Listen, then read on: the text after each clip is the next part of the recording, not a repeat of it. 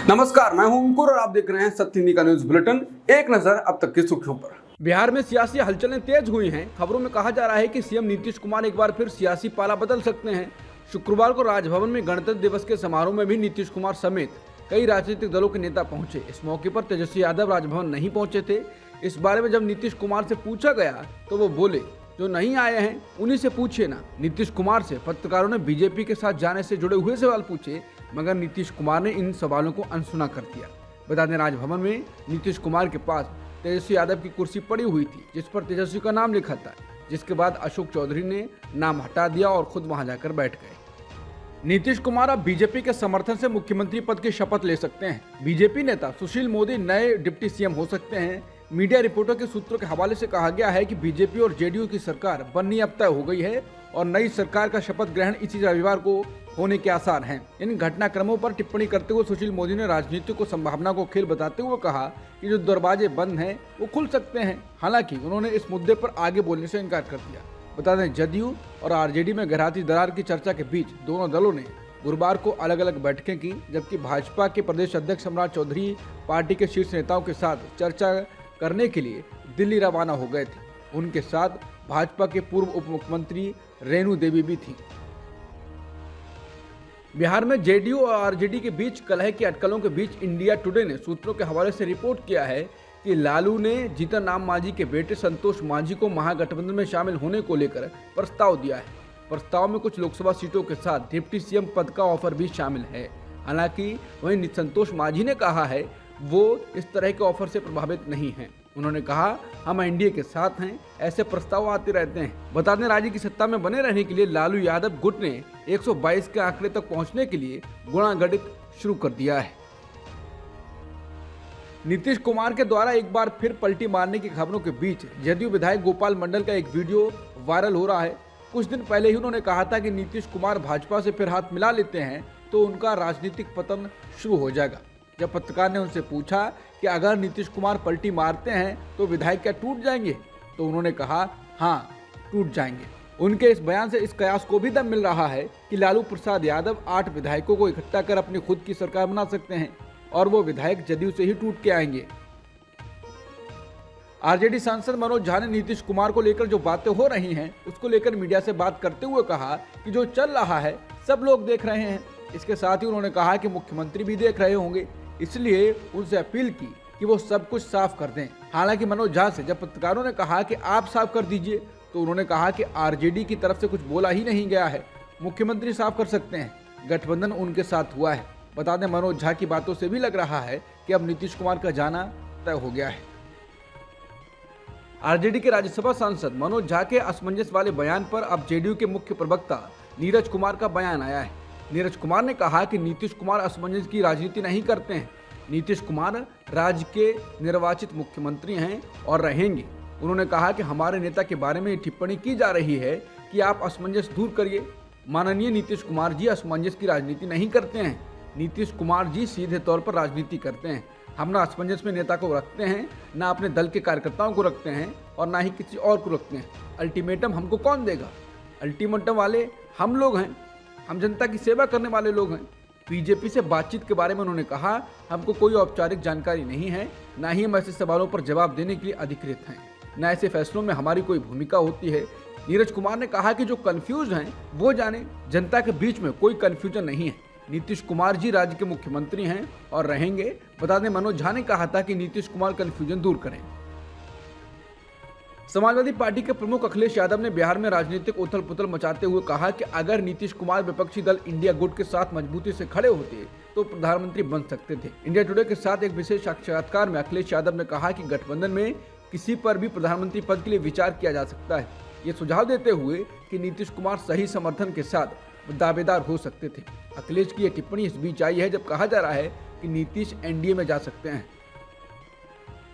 अखिलेश यादव ने India block के भीतर चल रही दरार के लिए कांग्रेस को जिम्मेदार ठहराया है और कहा कि गठबंधन में सहयोगियों के साथ चर्चा और बातचीत में पार्टी को जो उत्साह दिखाने की जरूरत थी वो दिखाई नहीं दे रहा है। इंडिया टुडे से बातचीत में अखिलेश ने कहा कि कांग्रेस को आगे आना चाहिए था। इंडिया गठबंधन पर चर्चा करने और उससे जुड़ने में कांग्रेस को जो उत्साह दिखाने की जरूरत थी वो गायब था।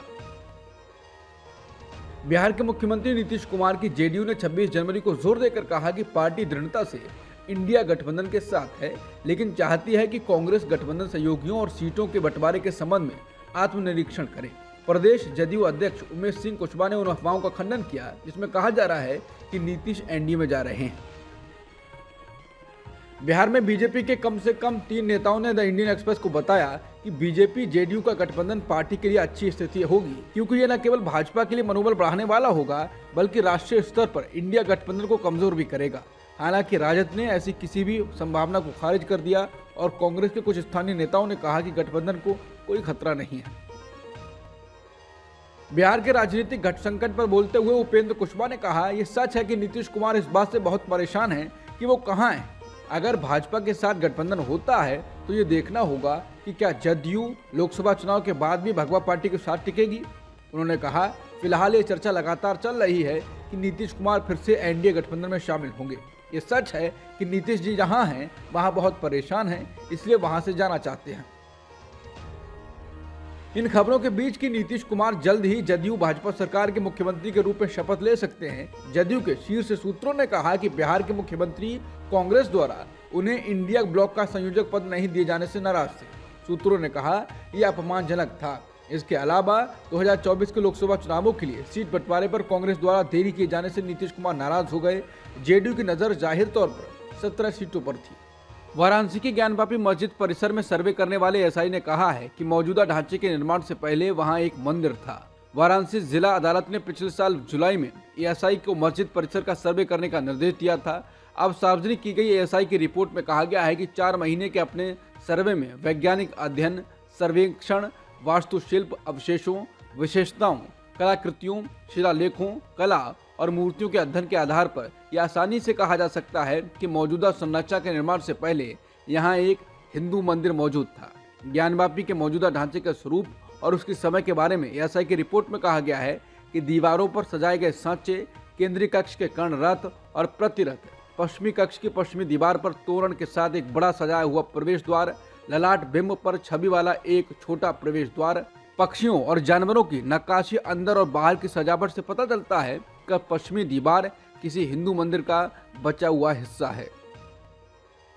एएसआई कहता है कि पूर्वी हिस्से में तहखाने बनाने के लिए मंदिर के स्तंभों का इस्तेमाल किया गया। N2 नाम के एक तहखाने में एक स्तंभ का इस्तेमाल किया हुआ है जिस पर घंटियां, दीपक रखने की जगह और संवत के शिलालेख मौजूद हैं। S2 नाम के तहखाने में मिट्टी के नीचे दबी हुई हिंदू देवी देवताओं की मूर्तियां बरामद हुई। एएसआई की रिपोर्ट के मुताबिक मस्जिद को बड़ा करने के लिए और उसके आंगन को बनाने के लिए पहले से मौजूद मंदिर के खम्भों को थोड़ा मॉडिफाई करके बनाया गया था।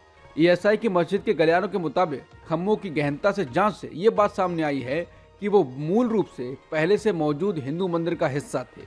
एएसआई का कहना है कि मौजूदा मस्जिद की पश्चिमी दीवार का शेष भाग पहले से मौजूद हिंदू मंदिर है।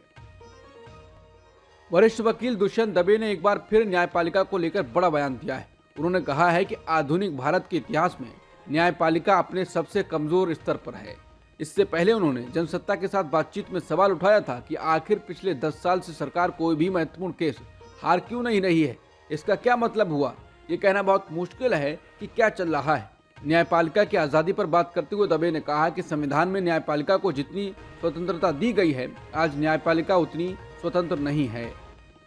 कर्तव्य पथ पर गणतंत्र दिवस की परेड में राज्यों की झांकियां दिखाई गई हैं। यहाँ मणिपुर की झांकी भी दिखाई गई। इस झांकी का केंद्र मणिपुर का इमा बाजार था। इमा बाजार दुनिया का अकेला ऐसा बाजार है जो केवल महिलाओं द्वारा चलाया जाता है। झांकियों की शुरुआत अरुणाचल प्रदेश से हुई। इसके बाद हरियाणा की झांकी दिखाई गई। आज परेड के दौरान कुल 25 झांकियां चली, जिनमें 16 राज्यों एवं केंद्र शासित प्रदेशों, 9 मंत्रालयों और विभागों की झांकियां शामिल हुई।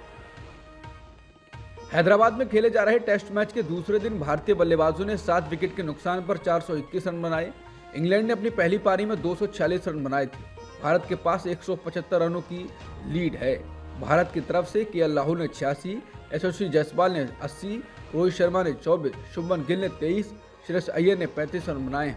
विकेटकीपर बल्लेबाज के.एस. भरत ने 41 रन बनाए। अभी जडेजा 81 रन बनाकर और अक्षर पटेल 35 रनों के साथ बल्लेबाजी कर रहे हैं। ऑस्ट्रेलियन ओपन में शुक्रवार को हुए मुकाबले में नंबर 1 नोवाक जोकोविच को हार का सामना करना पड़ा है। जोकोविच को यह हार दुनिया के चौथे नंबर के खिलाड़ी इटली के यानिक सिनर के हाथों मिली है। इसी के साथ जोकोविच ऑस्ट्रेलियन ओपन से बाहर हो गए हैं। सिनर ने 4 सेट तक चले मुकाबले में जोकोविच को 6-1, 6-2, 6-7, 6-3 से हराया। सिनर पहली बार किसी ग्रैंड स्लैम फाइनल में पहुंचे हैं और उनकी उम्र 22 साल है। अब तक की सुर्खियों में इतना ही। बाकी खबरों के लिए बने रहिए सत्यहिंदी.com के साथ।